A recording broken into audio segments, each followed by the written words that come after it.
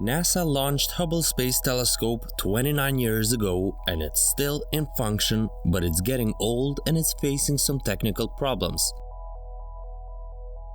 But now scientists are really excited to try the new, more powerful James Webb Space Telescope. NASA's James Webb is scheduled to launch in March of 2021 after years of delays and billions of dollars spent over budget. The Space Observatory will launch on an Ariane 5 rocket from French Guiana. Then it will take 30 days to fly 1,000,000 miles to its permanent home, a Lagrange point or a gravitationally stable location in space. It will orbit around the second Lagrange point, a spot in space near Earth that lies opposite from the Sun.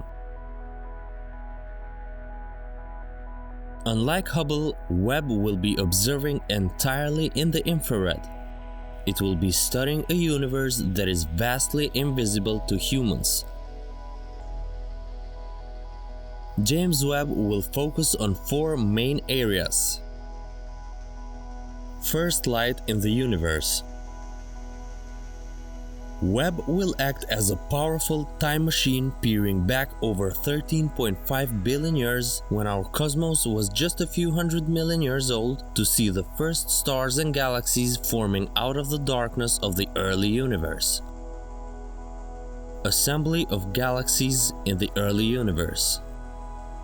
The telescope's powerful infrared vision will help astronomers to compare the faintest, earliest galaxies to today's grand spirals and ellipticals, helping us to understand how galaxies assemble over billions of years and how the universe evolves. The birth of stars and protoplanetary systems.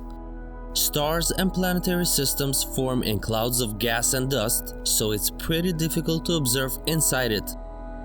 But Webb's infrared eyes will be able to look right through and into massive clouds of dust that appear pretty dark to visible light observatories like Hubble.